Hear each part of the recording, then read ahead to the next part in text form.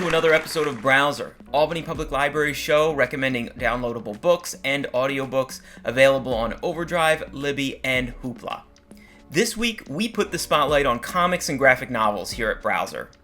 Comic Book Day was originally scheduled for the beginning of May, but with stores across the country shuttered, we're going to have to find a different way to celebrate the occasion. And what better way to celebrate than be joined by director, playwright, and comics writer Sean Lewis. On this episode, I asked Sean to give us some recommendations, and he highlights two comic creators whose work has breathed new life into the form, and are great reads for everyone from the comic skeptic to the diehard fan. On a second bonus Browser video, listen in on my longer conversation with Sean as we delve deeper into the creative side of comics. Among other things, I ask him about artist-writer collaboration, inspirations for his characters, and what projects he has coming soon. Before we get to his recommendations, first a quick preview of Sean Lewis's work.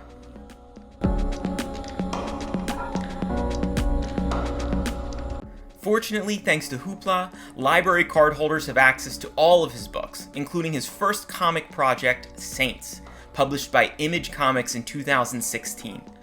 Saints is for anyone who ever wondered. We started talking and we were just like, what if Saints were the X-Men? Like, what would happen if that was a book?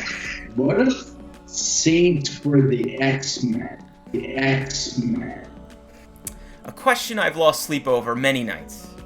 Hoopla also has Coyotes, illustrated with the superb Caitlin Yarsky. This border town thriller pits a group of women warriors against roving were-coyotes, which is certainly a metaphor for too many things to name here. The Few and his most recent book, Thumbs, both with artist Hayden Sherman, explore politics, power, technological change, and the forms of humanity possible when the politics, power, and technology go oh so wrong.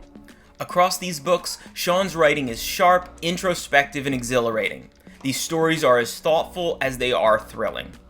So, check them out, but in the meantime, let's hear from the writer himself.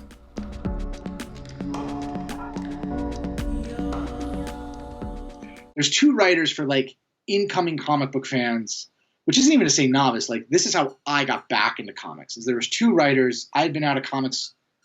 I hadn't read comics since high school, and I started reading them maybe within a year I was writing them from that. So the two writers who got me back in were Jeff Lemire and Brian K. Vaughan.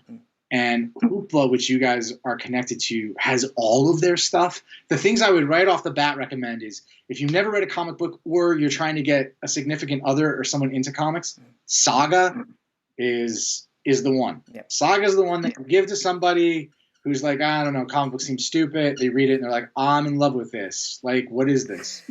Once Saga is enjoyed, or if you've read Saga and really dig it, like, Why the Last Man is awesome, and there's a lot of it. It's about basically, well, this might sound scary in the times we're in, an epidemic happens that causes all of the men in the world except for one to die.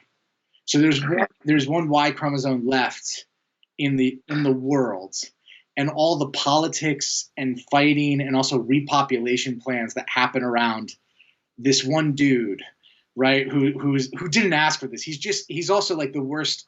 What I think Brian's great at is like there's a lot of times where he'll pick, and this is for burgeoning writers out there, like if you're thinking of how to get into a story, a lot of people get worried about like, how do I write something original? And I think Brian has unlocked this in a really good way of sometimes it's picking a genre you love and even a plot line that you've seen before, but going, who's the worst person to put in this situation, right? Like who's the absolute worst person to be in this dystopic drama?